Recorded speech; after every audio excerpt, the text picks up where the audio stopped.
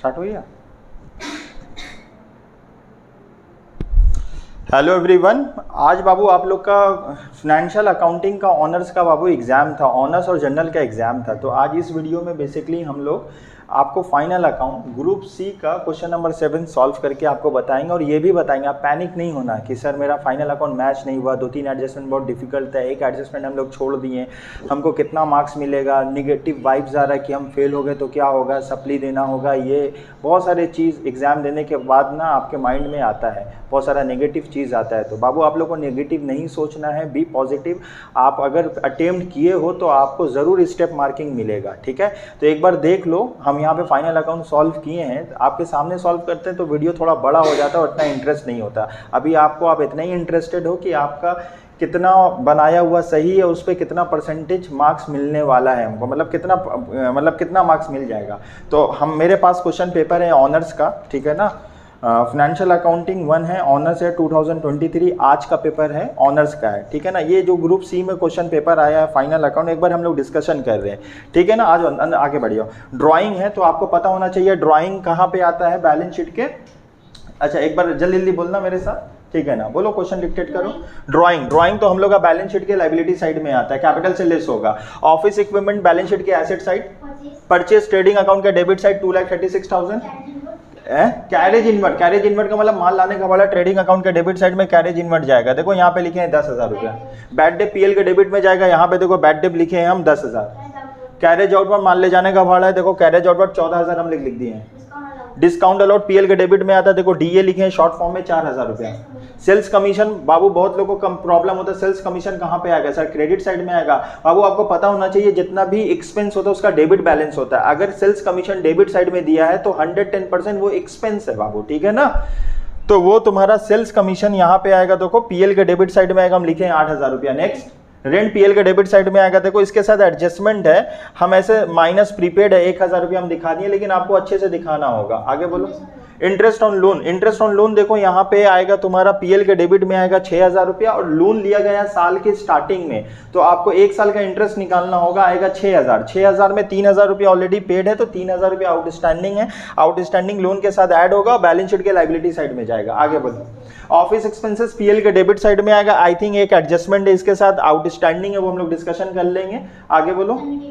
Debtor balance sheet के asset side में जाएगा, बिल रिसीवेबल बैलेंस शीट के एसेट साइड में जाएगा, इन्वेस्टमेंट बैलेंस शीट के एसेट्स में आएगा, ओपनिंग स्टॉक ट्रेडिंग अकाउंट के डेबिट में 54,000, कैश बैलेंस शीट के एसेट साइड में देख पा रहे हो 25,000, बैंक उसके नीचे लिखे 88,100, कैपिटल बैलेंस शीट के लायबिलिटी में लिखे 3,40,000, सेल्स लिखे ट्रेडिंग अकाउंट के क्रेडिट साइड में देख पा रहे हो 3,82,900। रिटर्न देखो, रिटर्न दो होता है, एक सेल्स रिटर्न होता है, एक परचेज रिटर्न होता है, लेकिन आपके ट्रायल बैलेंस में ना रिटर्न क्रेडिट साइड में दिया हुआ है। जब भी रिटर्न क्रेडिट साइड में दिया होता है वो परचेज रिटर्न होता है, तो हम परचेज से माइनस किए 8,000। डिस्काउंट रिसीव इनकम है, क्रेडिट साइड में दिया हुआ है 2,000। क्रेडिटर बैलेंस शीट के लायबिलिटी में देखो 404,000। बिल्स पेपर बैलेंस शीट के लायबिलिटी में 11,200, 11,200। बैंक ओवरड्राफ्ट बैलेंस शीट के लायबिलिटी में 24,000। 10% लोन तो यहाँ लिख दिए। एडजस्टमेंट, अब क्लोजिंग स्टॉक 2 है बाबू, ट्रेडिंग अकाउंट के क्रेडिट साइड में जाएगा, बैलेंस शीट के एसेट साइड में देगा, देखो 55,000। आगे बोलो। डेप्रिसिएशन देखो 2,20,000 से 22,000 माइनस किए, और यहाँ पे लिख देंगे पीएल के डेबिट साइड में लिखेंगे 22,000। अच्छा, गुड्स कॉस्टिंग हम लोग का डिस्ट्रॉयड हो गया, तो जो भी डिस्ट्रॉयड हुआ परचेज से माइनस किए। सर हम तो परचेज से माइनस नहीं किए हैं, हम तो ट्रेडिंग अकाउंट के क्रेडिट साइड में दिखा दिए, वो भी सही है बाबू। आप ट्रेडिंग अकाउंट के क्रेडिट साइड में भी दिखाइएगा तब भी आंसर वही आएगा, आपका जीपी कुछ नहीं होगा। आप परचेज से माइनस भी कर सकते हो, हम ए भी लिखे हैं शॉर्ट फॉर्म में, आपको समझाना चाहते हैं टू एबनॉर्मल लॉस, मतलब यहाँ पे आप लिख सकते हैं बाय एबनॉर्मल लॉस, और एल्स आप परचेज से माइनस कर सकते हो, तो हम अपने सॉल्यूशन में परचेज से माइनस करके दिखाएं। नेक्स्ट। अच्छा 10,000 रुपया का माल जब बर्बाद हुआ, लेकिन हमको इंश्योरेंस कंपनी 60% मुआवजा देगा, कितना लिखा हुआ है, पढ़ो वाला लाइन पढ़ो। Good costing 10,000 were destroyed by fire. 15,323. Insurance company, however, attempted a claim of 60%. 60% देखो यहाँ पे एडमिटेड द क्लेम ना, तो एडमिटेड द क्लेम 6,000 है, तो मतलब नॉट एडमिटेड द क्लेम 4,000, मेरा लॉस हो चुका 4,000 का। Next. Sales include good sent on approval. अच्छा, सेल्स ऑन अप्रूवल, ये अब वो एडजस्टमेंट अच्छा एडजस्टमेंट था, ठीक है ना। इसमें बहुत लोग कंफ्यूज हो गए होंगे, बहुत लोग छोड़ भी दिए होंगे।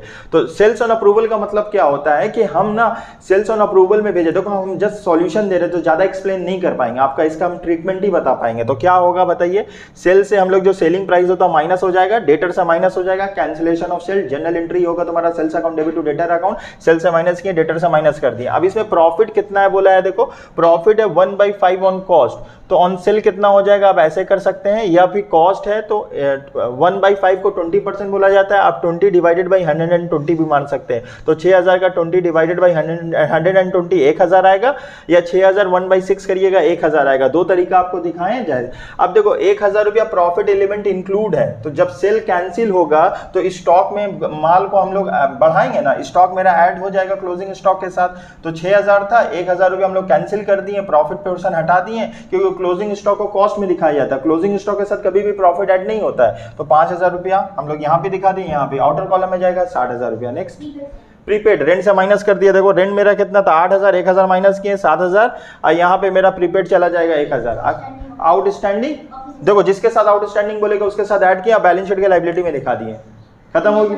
इंटरेस्ट ऑन लोन तो दिखा दिए, क्योंकि लोन लिया है भाई साल के शुरू में, तो 60,000 का 10% निकालिएगा 6,000, 3,000 ऑलरेडी पीएल के डेबिट में दिए हुआ, तो 3,000 रुपए तुम्हारे आउटस्टैंडिंग हो गया। पीएल के डेबिट में देखो हम इंटरेस्ट ऑन लोन के साथ ऐड कर दिया, बैलेंस शीट के लायबिलिटी में लोन के साथ ऐड कर दिया, खत्म हो गया। याद कर लो, आपका ट्रेडिंग आएगा 1,54,900। I am repeating my self, 1,54,900, 1,54,900, 154,900। तुम्हारा नेट प्रॉफिट आएगा 47,900, 47,900, 47,900, 47,900, और बैलेंस शीट आएगा 8,72,100, ठीक है ना, 8,72,100।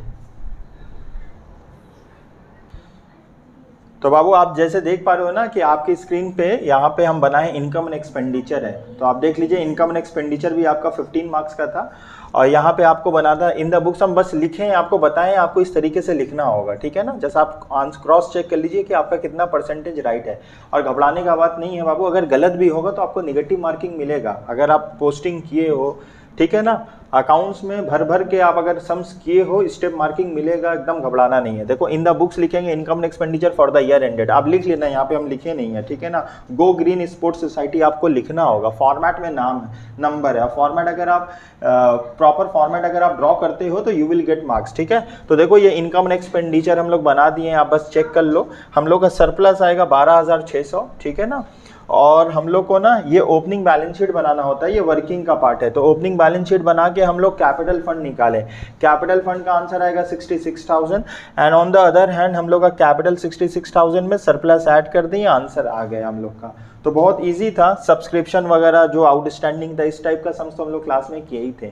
तो देख लीजिए बाबू, अगर आपका एक दो एडजस्ट अगर आया नहीं है, मतलब समझ लो मेरे आंसर से आपका आंसर टैली नहीं हो रहा है, सरप्लस मेरे हिसाब से आना चाहिए 12,600, आपका कुछ और आ रहा है, तो घबराइए मत, आपको स्टेप मार्किंग मिलेगा, ठीक है ना। Thank you so much.